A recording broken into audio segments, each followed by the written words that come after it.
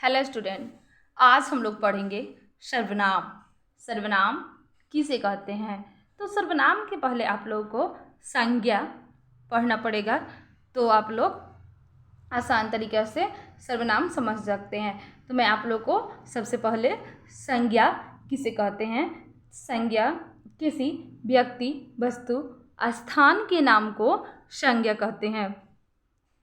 तो संज्ञा किसे कहते हैं? किसी व्यक्ति, वस्तु, स्थान के नाम को हम संज्ञा कहते हैं। तो सर्वनाम का परिभाषा देखिए। जिन शब्दों का प्रयोग संज्ञा के स्थान पर किया जाता है उन्हें सर्वनाम कहते हैं। जिन शब्दों का प्रयोग संज्ञा के स्थान पर किया जाता है उन्हें सर्वनाम कहते हैं। जैसे वह, वे, हम, मैं, आप आदि। सर्वनाम के भेद। सर्वनाम के निम्नलिखित 6 भेद होते हैं। पहला होता है पुरुषवाचक सर्वनाम। पहला पुरुषवाचक सर्वनाम। और दूसरा है निश्चयवाचक सर्वनाम। दूसरा निश्चयवाचक सर्वनाम। तीसरा अनिश्चयवाचक सर्वनाम। चौथा है संबंधवाचक सर्वनाम। और पांचवा होता है प्रश्नवाचक सर्वनाम। ऐसे ही छठा है निजवाचक सर्वनाम। ये सर्वनाम के 6 भेद होते हैं। कौन कौन? पुरुषवाचक सर्वनाम, निश्चयवाचक सर्वनाम, अनिश्चयवाचक सर्वनाम, संबंधवाचक सर्वनाम, प्रश्नवाचक सर्वनाम, निजवाचक सर्वनाम।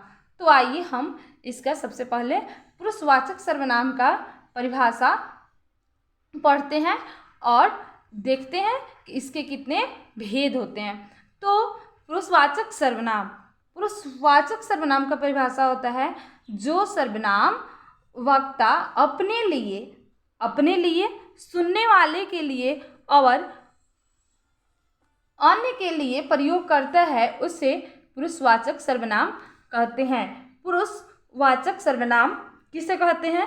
तो जो वक्ता रहता है, जो करने वाला रहता है, वो खुद अपने लिए करता है, या जो सुनने वाला रहता है या कोई एक अन्य रहता है, उसको क्या कहते हैं? पुरुषवाचक सर्वनाम कहते हैं। और पुरुषवाचक सर्वनाम के भी 3 भेद होते हैं। पुरुषवाचक सर्वनाम के 3 भेद होते हैं। कौन कौन? उत्तम पुरुष, मध्यम पुरुष, अन्य पुरुष। कौन कौन? उत्तम पुरुष, मध्यम पुरुष, अन्य पुरुष। तो आइए देखते हैं उत्तम पुरुष किसे कहते हैं। वे सर्वनाम शब्द जिनका प्रयोग वक्ता केवल अपने लिए करता है उसे उत्तम पुरुष कहते हैं।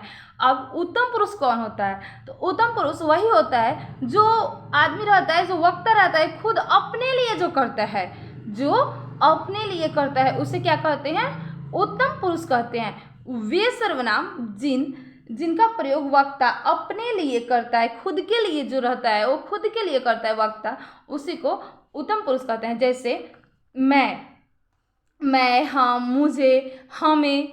ये जो है, मैं कुछ कर रहा हूँ तो किसके लिए कर रहा हूँ? अपने लिए कर रहा हूँ। और ऐसे ही मध्यम मतलब जो बीच में रहता है, जो सुनने वाला रहता है।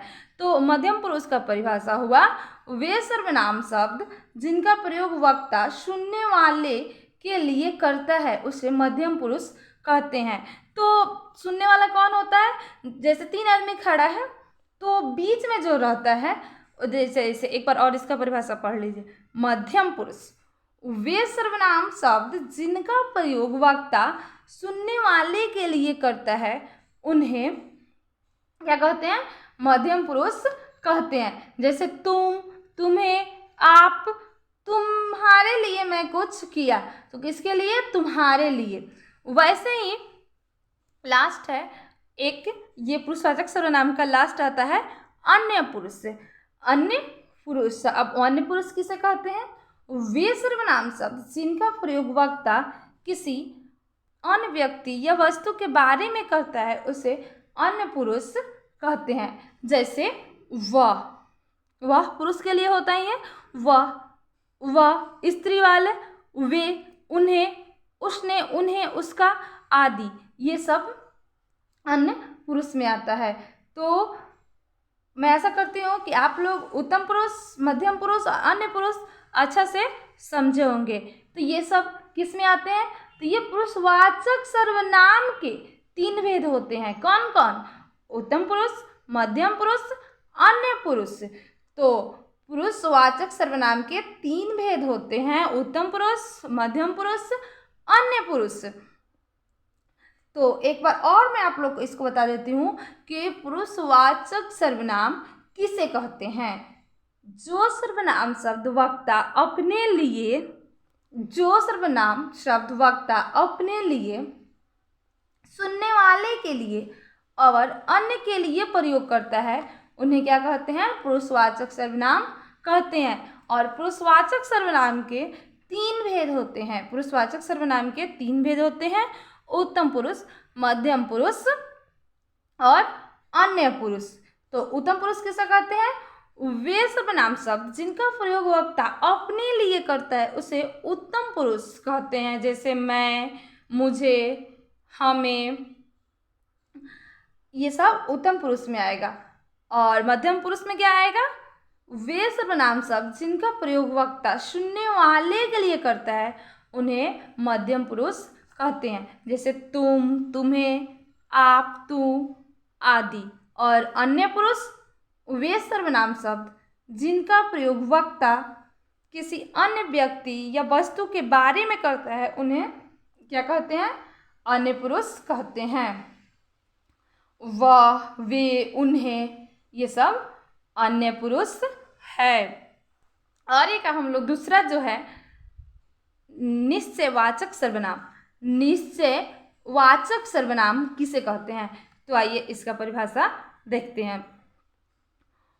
वे सर्वनाम शब्द जो पास या दूर किसी की, वे सर्वनाम शब्द जो पास या दूर की वस्तु या व्यक्ति के विषय में निश्चयपूर्ण बताते हैं उसे निश्चयवाचक सर्वनाम कहते हैं। देखिए इसका परिभाषा आप लोग, अगर इसका जो भेद है निश्चयवाचक, निश्चयवाचक पर उसी से आप लोग परिभाषा आराम से समझ जाइएगा। निश्चयवाचक सर्वनाम किसे कहते हैं? तो निश्चयवाचक सर्वनाम का आसान है परिभाषा बहुत।